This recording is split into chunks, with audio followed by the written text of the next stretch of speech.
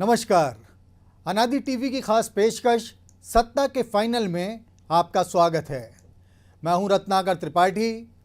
मध्य प्रदेश में 28 सीटों पर होने वाले उपचुनाव के लिए कांग्रेस आयातित टिकड़ी यानी 3 राज्यों के मुख्यमंत्रियों का भी सहारा लेने जा रही है।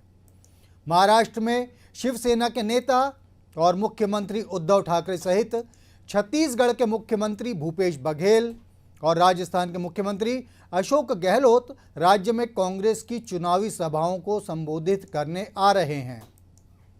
पार्टी ने स्टार प्रचारकों के तौर पर इन तीनों के नाम की आज घोषणा कर दी है। इससे पहले प्रदेश कांग्रेस अध्यक्ष कमलनाथ दिल्ली जाकर ये कोशिश कर चुके हैं कि खास तौर पर ग्वालियर चंबल संभाग में प्रचार के लिए कांग्रेस की राष्ट्रीय महासचिव प्रियंका गांधी वाड्रा और राजस्थान के पूर्व उप मुख्यमंत्री सचिन पायलट को भी यहां बुलाया जा सके। जाहिर है कि कांग्रेस 15 महीने ही चल सकी अपनी सरकार के गिरने का हिसाब चुकता करने के लिए भाजपा की तगड़ी घेराबंदी की कोशिश कर रही है। प्रियंका और सचिन के नाम पर अभी बात बनी नहीं है, लेकिन ठाकरे, बघेल और गहलोत के नाम हाल फिलहाल तय कर दिए गए हैं। सत्ता के फाइनल में आज हम इसी विषय पर चर्चा करेंगे, लेकिन इससे पहले देखिए हमारी ये खास रिपोर्ट।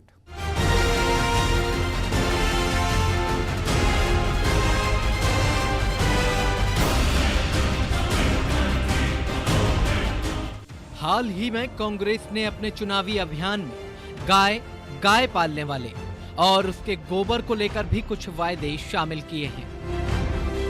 पार्टी ने ये कॉन्सेप्ट छत्तीसगढ़ राज्य से लिए थे। अब उसी राज्य के मुख्यमंत्री भूपेश बघेल भी प्रदेश में कांग्रेस के प्रचार के लिए आएंगे। बघेल अविभाजित मध्य प्रदेश की राजनीति में भी सक्रिय रहे थे और राज्य की सियासी नब्ज से भली भांति वाकिफ हैं।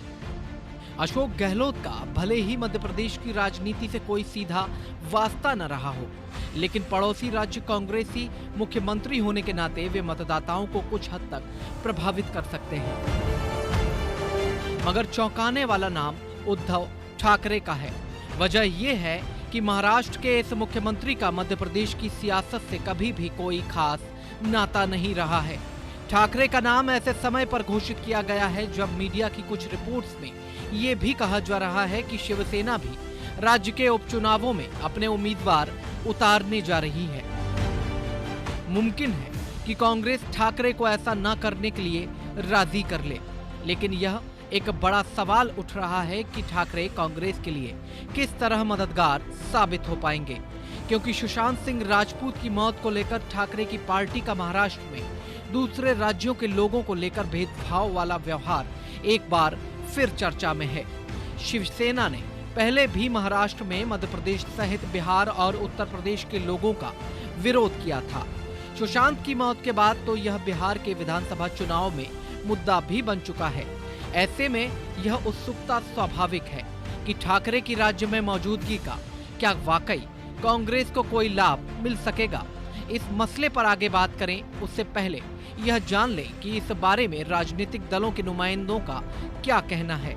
देखिए, अभी कांग्रेस पार्टी अपने स्टार प्रचारकों की सूची चुनाव आयोग को देगी और जैसे कि परंपरा रही है कि जो हमारे कांग्रेस शासित राज्यों के मुख्यमंत्री हैं वो विशेष रूप से जो निकटवर्ती राज्यों के मुख्यमंत्री हैं तो उनको हम लोग आमंत्रित करते हैं और ये परंपरा रही है।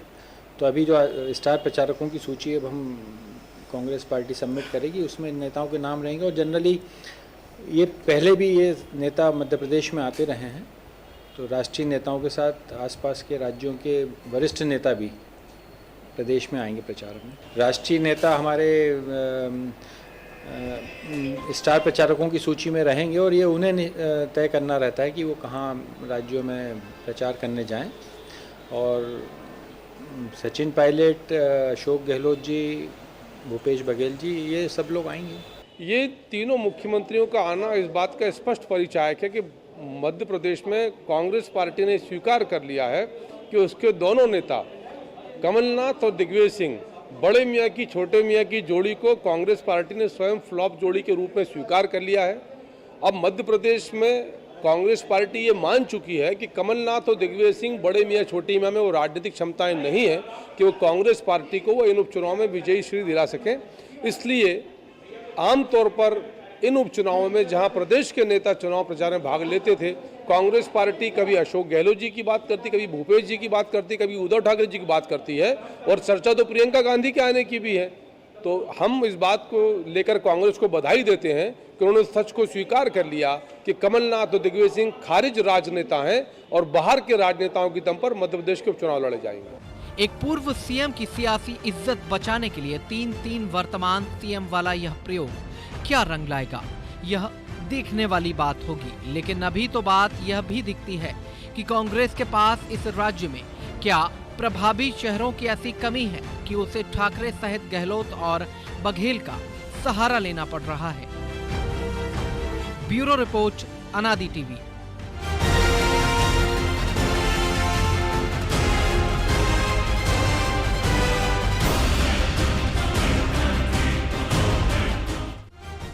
तो कांग्रेस की ओर से राजीव सिंह ने इसे परंपरा करार दिया है और भाजपा की ओर से पंकज चतुर्वेदी का कहना है कि ये छोटे मियाँ बड़े मियाँ के फ्लॉप होने का मामला है। रोचक बात यह है कि परंपरा भी एक फिल्म का नाम है, बड़े मियाँ छोटे मियाँ भी एक फिल्म का नाम है।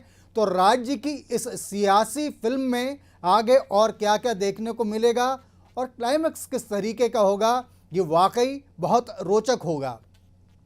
इस विषय पर चर्चा करने के लिए हमारे साथ स्टूडियो से जुड़ गए हैं अनादि टीवी के एसोसिएट एडिटर प्रभु पटेरिया और ब्यूरो हेड ब्रजेश चौक से।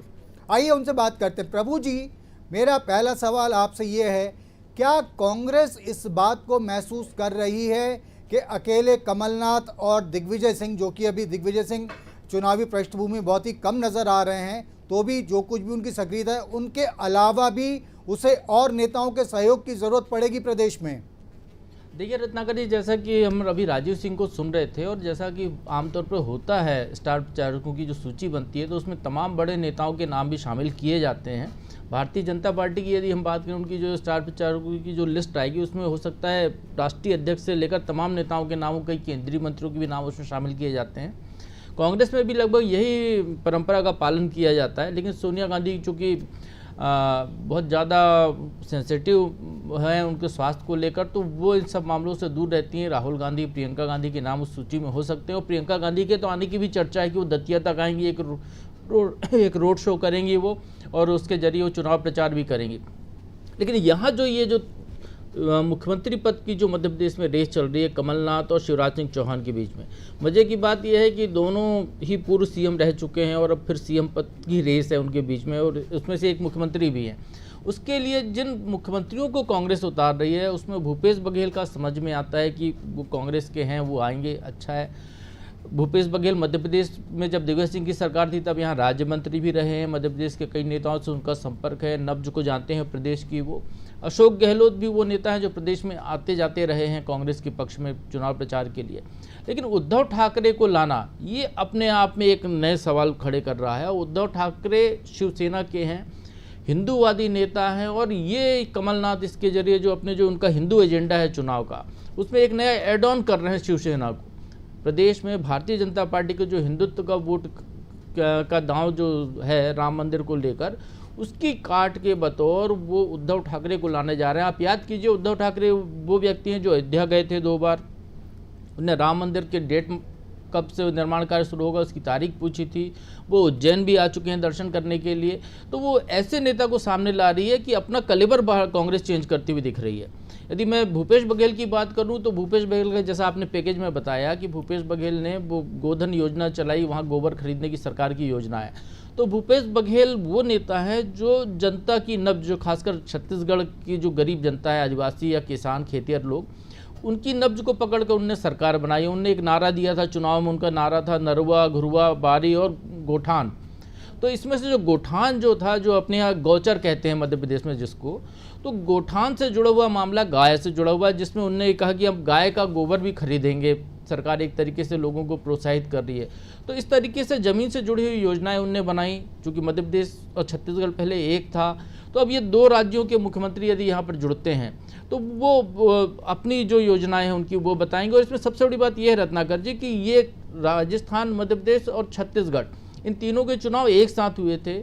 मध्य प्रदेश में सत्ता कांग्रेस से छिन गई है, तो वो ये बताने की कोशिश करेंगे जिस तरीके का विकास छत्तीसगढ़ में हुआ है, जिस तरीके का विकास राजस्थान में कांग्रेस सरकार कर रही है, मध्य प्रदेश में यदि फिर कमलनाथ आते हैं तो वैसा विकास हम दे सकते हैं। जी जी प्रभु जी, लेकिन आज ही एक कार्यक्रम घोषित हुआ है कि उद्धव ठाकरे अब बिहार में भी जाकर चुनाव प्रचार करेंगे, जहां भयानक सरगर्मी चल रही चुनाव को लेकर। तो बिहार में सुशांत सिंह राजपूत एक ऑलरेडी बहुत बड़ा इशू बन चुका है, उसे महाराष्ट्र सरकार के खिलाफ भुनाया जा रहा है। वहाँ पर 40 से करीब बीजेपी के वाहन वहाँ के राजपूत बाहुल्य क्षेत्रों में घूम रहे हैं, जिनमें सुशांत सिंह के बड़े बड़े पोस्टर लगे हुए हैं। बिहार जिस बात को लेकर शिवसेना पर आक्रामक है, उसी किस्म की शिकायत उस महाराष्ट्र राज्य में जाने वाले मध्य प्रदेश के लोगों की भी रही है, उत्तर प्रदेश के लोगों की भी रही है। तो मध्य प्रदेश में यदि ऐसे माहौल के बीच में, बिहार के कोलाहल के बीच में शिवसेना के उद्धव ठाकरे आके प्रचार करते हैं, तो क्या कांग्रेस को इस इशू को लेकर किसी असुविधा का सामना नहीं करना पड़ सकता है? हाँ रत्नाकर जी, बिहार का मामला थोड़ा सा अलग है। बिहार, सुशांत सिंह राजपूत को बिहार की अस्मिता से जोड़ा गया है। मध्य प्रदेश में सुशांत सिंह राजपूत को लेकर खबरें लोग देखते हैं, उनकी फिल्म की कलाकारी की तारीफ करते होंगे, लेकिन अस्मिता से जुड़ा हुआ मामला यहाँ पर नहीं है। लेकिन प्रभु जी, मध्य प्रदेश के लोग भी इस तरीके के व्यवहार के शिकार हुए हैं, जिसके लिए कहा जा रहा है कि उसके चलते ही सुशांत सिंह राजपूत जैसे लोग वहाँ पीछे हटे। मतलब ये राज्यों के एक किस्म के तजुर्बे एक तरीके होने जैसा तो मामला है ना ये? नहीं, बिल्कुल रत्नाकर जी, ये फैक्टर हो सकता है, लेकिन ये चूंकि ये भारतीय जनता पार्टी कहें या नीतीश की पार्टी ने एक नया दांव चला है फिल्म चुनाव में फिल्मी घालमेल करने का जो उन्हें दांव चला है, तो ये क्या वाकई कारगर होगा, कितना असर डालेगा, ये तो चुनाव में समझ में आएगा। लेकिन अभी की तारीख में यदि हम देखें तो मध्य प्रदेश में सुशांत को लेकर यदि उनके खिलाफ कोई प्रदर्शन होता भी है, कोई नाराजगी का इजहार भी होता है, तो वो भाजपा प्रायोजित ही होगा, उससे हटकर नहीं हो सकता। क्योंकि आम आदमी को इन सब चीज़ों से मतलब नहीं है, आम आदमी को प्रदेश में अपनी चीज़ों से मतलब है। और रत्नाकर जी, अनादि टीवी लगातार फील्ड रिपोर्टिंग कर रहा है इलेक्शन वाले क्षेत्रों में जाकर, और जो मुद्दे निकल कर आ रहे हैं वो लोगों के अपने मुद्दे हैं। उनके मुद्दे उन वादों को लेकर हैं जो राजनीतिक दल करते हैं, जैसे कर्ज माफ़ी का वादा है, जैसे बिजली बिल का वादा है कि बिजली बिल पहले कम आ रहे थे अब ज़्यादा हो गए, लोगों को कहना कि हमारी कर्ज माफ़ी नहीं हुई। इस तरीके के जो मुद्दे वादे हैं, रोजगार का एक वादा है, लोगों की अपनी समस्याएं हैं उस क्षेत्र की, वो तमाम चीज़ें यहाँ पर प्रभावी हैं। यहाँ पर चुनाव में सुशांत सिंह राजपूत का जिक्र कोई नहीं करने वाला है।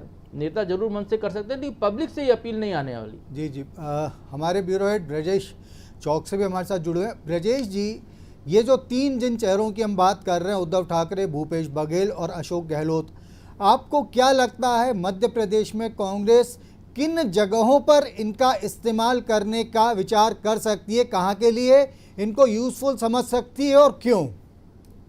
रत्नाकर जी, जैसा कि पटेरिया जी ने बताया है कि भूपेश बघेल का तो उपयोग जायज़ है और लगता भी है वो मध्य प्रदेश से जुड़े रहे हैं, और अशोक गहलोत भी पहले प्रचार करने आते रहे हैं। लेकिन जो उद्धव ठाकरे जी का जो मामला है, यदि हम उद्धव ठाकरे जी की उसको देखें, उनकी शिवसेना को, तो वो पिछली बार भी उन्होंने चुनाव में अपने प्रत्याशी खड़े किए थे और उनको महज 63,700 वोट मिले थे। मतलब शिवसेना का मध्य प्रदेश में कोई जनाधार नहीं है, राजनीतिक हैसियत मध्य प्रदेश में बिल्कुल नहीं है। और शिवसेना के साथ वैसा जो हिंदूवादी जो हैं, जो भाजपा से नाराज़ हो जाते हैं, वो जरूर शिवसेना में चले जाते हैं। लेकिन देखा है हमने, नोटा को भी उनसे ज़्यादा वोट मिले थे, उनको 0.2% मिले थे। और इससे पहले यदि मध्य प्रदेश की राजनीतिक पृष्ठभूमि की हम बात करें तो यहाँ तीसरे दल का कोई वो नहीं रहा है कभी भी।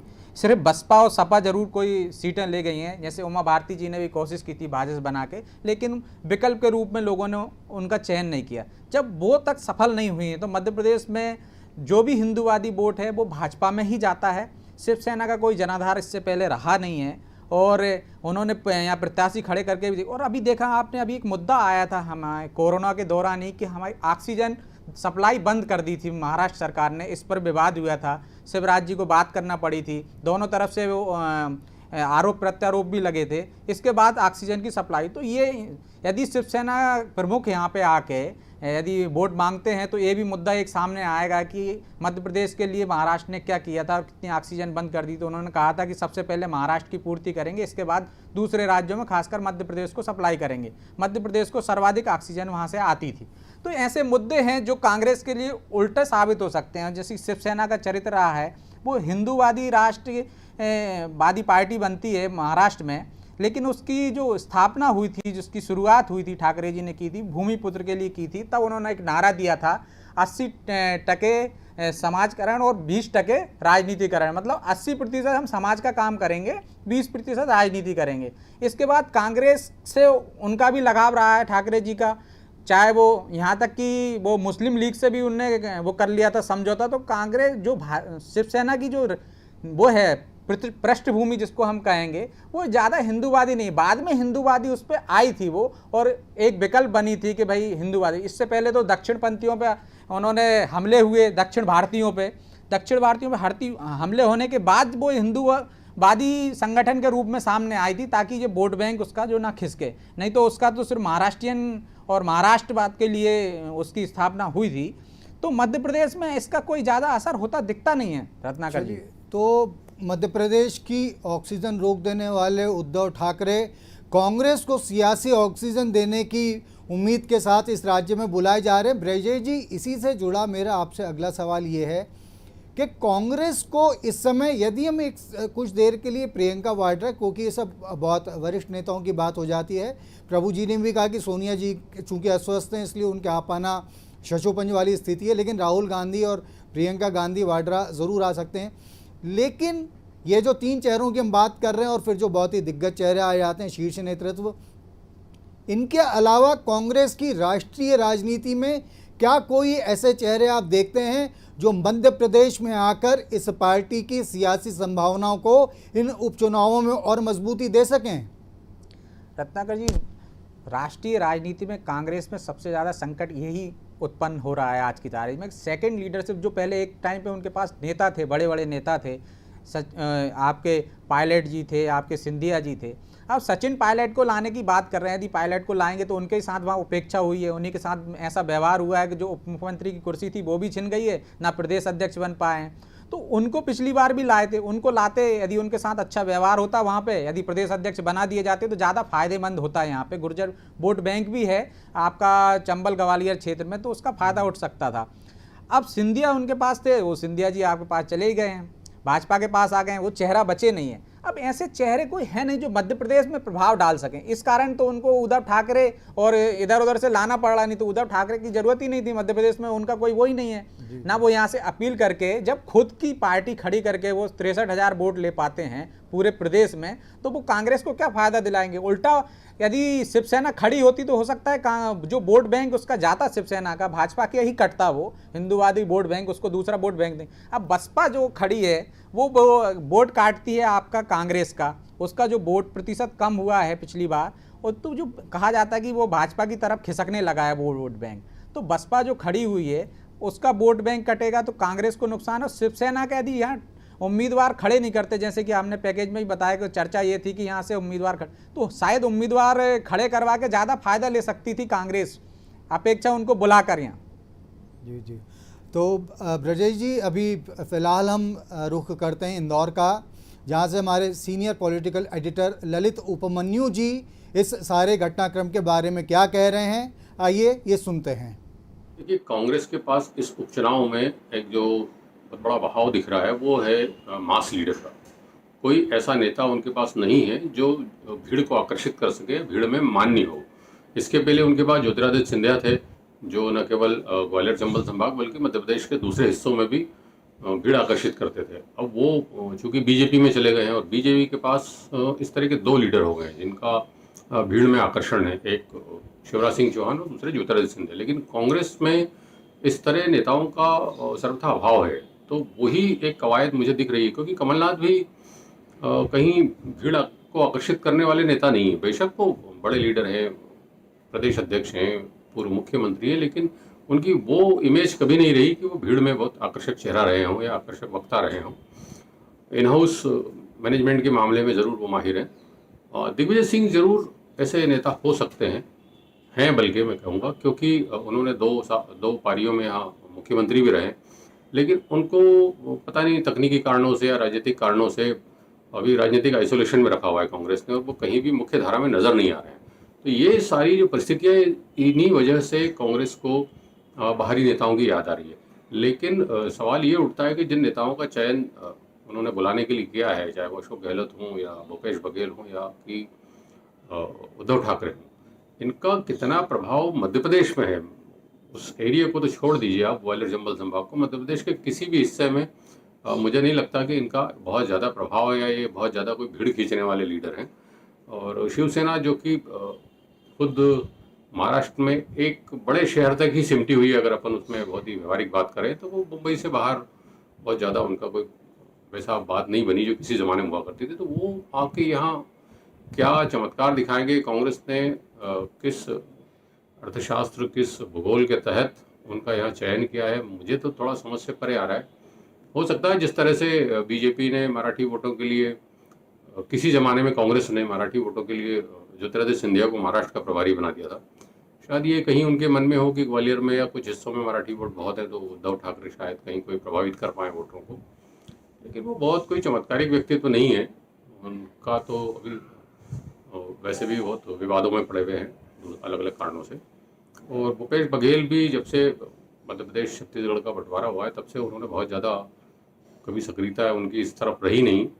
तो ये सारा एक खाना पूर्ति टाइप ही है कांग्रेस का कि बाहर से नेता आए, बड़े नाम ला के और उन्हें आम सभाओं में खड़ा किया। ये कोई वोटों की फसल काट पाएंगे मुझे नहीं लगता, बहुत ज़्यादा इनमें ऐसा कोई चमत्कार नहीं है। तो ललित उपमन्यु जी ने कहा कि इन तीनों चेहरों में मास अपील नहीं है और उनका ये भी कहना था कि कमलनाथ जी निश्चित रूप से बड़े नेता हैं, उनका मैनेजमेंट बहुत तगड़ा है, बावजूद उसके उस मास अपील की उनके पास भी वो करिश्मेटिक उनका हिसाब किताब नहीं है जिसके चलते कि वे ज़्यादा से ज़्यादा लोगों को खींच सकें। प्रभु जी, एक जिक्र अभी चला और ललित जी ने भी कहा कि दिग्विजय सिंह को पॉलिटिकल आइसोलेशन में इस वक्त में रखा गया है। क्या वजह हो सकती है, क्योंकि प्रदेश में जो एक बड़ा जो चेहरा है कांग्रेस का, जो कम से कम कार्यकर्ताओं के बीच में बहुत ज़बरदस्त पकड़ रखता है, दिग्विजय सिंह ही हैं, तो क्या वजह हो सकती है कि वो पॉलिटिकल आइसोलेशन में ला दिए गए हैं? नहीं रत्नाकर जी, मैं इससे सहमत नहीं हूँ कि दिग्विजय सिंह को पॉलिटिकल आइसोलेशन में ला दिया गया है। दिग्विजय सिंह वो नेता है जो अपनी भूमिका मध्य प्रदेश में तो कम से कम खुद चुनते हैं। अब ये देखिए, कांग्रेस की जो कमेटी बनी है अभी दिल्ली में, केंद्र सरकार के जो अमेंडमेंट जो बिल्स वगैरह आने हैं उसको लोगों उस कमेटी में भी उनको रखा गया है, मेंबर हैं वो CWC के पहले से। तो दिग्विजय सिंह वो नेता है जो मध्य प्रदेश में कांग्रेस जो सरकार बनी उसको बनाने में बहुत महत्वपूर्ण भूमिका उन्होंने निभाई थी। एक पदयात्रा की थी उनने, नर्मदा परिक्रमा की पूरी, तो वो आज भी सक्रिय है क्षेत्रों में। दिग्विजय सिंह, बस बात यह है दिग्विजय सिंह खुलकर सामने आने के बजाय वो दिग्विजय सिंह को अपनी ताकत और अपनी कमजोरियां पता है। वो यदि मंच पर सामने आकर सक्रिय भूमिका निभाएंगे तो झगड़े होंगे, लोगों के आपसी कलेश बाहर आएगा, कांग्रेस का नाराजगी पब्लिक की आएगी कि दिग्विजय सिंह फिर आ गए, और भारतीय जनता पार्टी को एक मुद्दा मिल जाएगा कि मिस्टर बंटाढार फिर सामने आ गए। तो पर्दे के पीछे वो काम कर रहे हैं। आप ये देखिएगा कि इस बार की जो स्टार प्रचारकों की जो सूची बननी है उसमें करीब 10 नाम कम हो गए हैं। 40 की सूची बनती थी, अब चुनाव आयोग ने कहा कोरोना काल को देखते हुए 30 स्टार प्रचारक रखे जाएं, तो दिग्विजय सिंह का नाम स्टार प्रचारकों में होगा मध्य प्रदेश की लिस्ट में। वो चुनाव क्षेत्रों में कमान भी संभालेंगे, जहाँ जहाँ उनके तैयारियाँ हैं करानी है कांग्रेस की, वो सारी चीज़ें करेंगे। और दिग्विजय सिंह भी वो नेता है जो यदि कांग्रेस मध्य प्रदेश में फिर सत्ता में आती है तो उसके पीछे बहुत महत्वपूर्ण भूमिका दिग्विजय सिंह की ही होगी। जी जी प्रभु जी, जैसा आपने कहा कि पर्दे के पीछे से सक्रिय रहेंगे, तो मंच पर गए बगैर तो दिग्विजय सिंह ने 2018 के चुनाव में भी पंगत पे संगत और पूरे प्रदेश में इधर उधर जाके बहुत महत्वपूर्ण भूमिका निभाई थी, लेकिन अभी तो उनकी वैसी भी सक्रियता नज़र नहीं आ रही है। तो क्या वेट कर रहे हैं किसी खास पल का वो, या चुनाव नज़दीक आने के बाद अपनी किसी रणनीति को लेकर आगे बढ़ेंगे वो? रत्नाकर जी, दिग्विजय सिंह ग्वालियर चंबल क्षेत्र में सक्रिय हैं, लगातार वहाँ के लोगों के साथ संपर्क में, कई बार वो बीच के दौरे भी कर आए हैं। बस ये है कि दिग्विजय सिंह की एक अलग सी उन्हें अपने एक आदत बना रखी है कि वो कहीं जाते हैं तो स्वागत सत्कार से दूर रहते हैं। वो फूल मालाएँ उन्हें त्याग दी, कोई फूल माला नहीं पहनाएगा। उसी तरीके से उनका ये जो चुनावी तैयारी का है तरीका है कि वो प्रचार प्रसार से दूर हैं। वो दिग्विजय सिंह जाते जरूर हैं, लोग उनसे भी मिलने आते होंगे, हो सकता है वो राघवगढ़ से ही पूरा अपना अभियान चला रहे हों। तो दिग्विजय सिंह के काम बराबर जारी है, क्योंकि आप ये देखिए कि कमलनाथ का भरोसा दिग्विजय सिंह पे अभी भी बरकरार है। कमलनाथ कभी भी दिग्विजय सिंह के खिलाफ कोई बात कहने के आगे नहीं आते हैं। वो लगातार दिग्विजय सिंह को साथ लेकर चल रहे हैं। तो क्योंकि वो एक नेता है मध्य प्रदेश में कांग्रेस के, जिनका पूरे प्रदेश में आधार है, जिनके पूरे प्रदेश में फॉलोअर हैं, तो वो दिग्विजय सिंह का अहमियत को कमलनाथ कहीं कम नहीं कर सकते। और ये भी याद रखिए कि जो कंप्यूटर बाबा भी चुनाव क्षेत्रों में निकले हुए हैं, तो कंप्यूटर बाबा कमलनाथ की इजाद नहीं है कांग्रेस में, कंप्यूटर बाबा दिग्विजय सिंह के द्वारा कांग्रेस में लाए गए नेता हैं। तो वो भी एक सामने उदाहरण है कि किस तरीके से दिग्विजय सिंह काम कर रहे हैं। जी ब्रजेश जी, बहुत संक्षेप में मैं जवाब चाहूँगा। आपने कहा कि प्रदेश में जो इश्यूज़ हैं वो अलग हैं, कर्ज माफ़ी वगैरह प्रभु जी ने बात कही थी थोड़ी देर पहले। तो आपको क्या लगता है, जैसे कर्ज के मामले में कांग्रेस सबसे ज़्यादा आरोपों का सामना कर रही है, तो जो 3 मुख्यमंत्री आ रहे हैं, ये किसी भी तरीके से कांग्रेस के खिलाफ जो जनता की नाराज़गी है, कर्ज हो चाहे 15 महीने की शासन के दौरान हुई तमाम और बिजली वगैरह की समस्या को, या 3 चेहरे के किसी भी तरीके से इनमें किसी भी इशू को काउंटर करने में मदद करेंगे कांग्रेस की? हाँ रत्नाकर जी, जैसा कि आपने कहा कि जैसे बघेल जी भी आ रहे हैं, छत्तीसगढ़ के मुख्यमंत्री हैं भूपेश बघेल, यदि वो इस मामले पे बोलते हैं तो छत्तीसगढ़ में भी किसानों का कर्ज माफ़ हुआ है और वहाँ इस तरह का कोई भी विवाद आपको देखने को नहीं मिलेगा। तो वो कह सकते हैं कि मध्य प्रदेश की माली हालत यहाँ पे ऐसी थी, इस कारण 10 दिनों में माफ़ नहीं हो पाया, लेकिन यदि फिर से सरकार बनती है तो कांग्रेस बाकी के लोगों को जो 2 लाख तक के कर्ज हैं वो माफ़ कर सकती है। तो वो एक पक्ष रख सकते हैं कि क्यों माफ़ नहीं कर सकते, तो वो इस मामले में सफाई दे सकते हैं कि जैसे छत्तीसगढ़ में हमने माफ़ किया, कोई दिक्कत नहीं हो। लेकिन मध्य प्रदेश में क्या है, कांग्रेस खुद उस मुद्दे से भागने की कोशिश कर रही है। इसी कारण आपने देखा हो मंगलवार का लेके आए, वो जो गौशाला लेके आए हैं वो, मतलब, और उन्होंने एक साध्वी को टिकट दिया है। तो वो खुद हिंदुत्व, मतलब भाजपा का आवरण ओढ़ना चाहती है मध्य प्रदेश में कांग्रेस, वोट बैंक को प्रभावित करने के लिए, एक वर्ग विशेष को साधने के लिए, क्योंकि उसको लगता है कि एक वर्ग तो उनके साथ है ही, वो कहीं जा नहीं सकता, दूसरे वर्ग का जितना भी प्रतिशत उनके पास आएगा वो प्लस में रहेगा। तो ये कोशिश हो रही है। हालांकि जैसे अशोक गहलोत जी भी वहाँ उनकी मदद कर सकते हैं यहाँ के, क्योंकि हमारे यहाँ भी राजस्थान में भी भाजपा ने कांग्रेस को तोड़ने की कोशिश की थी, ये षड्यंत्र है। तो ये दोनों का यहाँ आने से फायदा तो हो सकता है।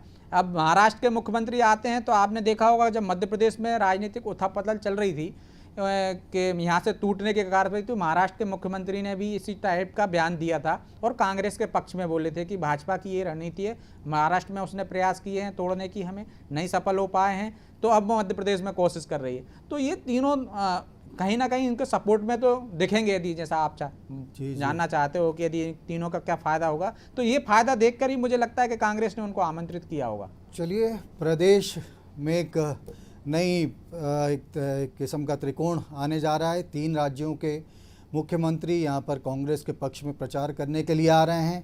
माना जा रहा है कि कांग्रेस इसका फ़ायदा उठाने की कोशिश करेगी। हालांकि बहुत बड़े इश्यूज़ नहीं दिखते हैं, कम से कम ऐसे बड़े इश्यूज़ तो नहीं दिखते हैं जिनका कांग्रेस या बीजेपी को बहुत ही ज़्यादा फ़ायदा होने जा रहा हो।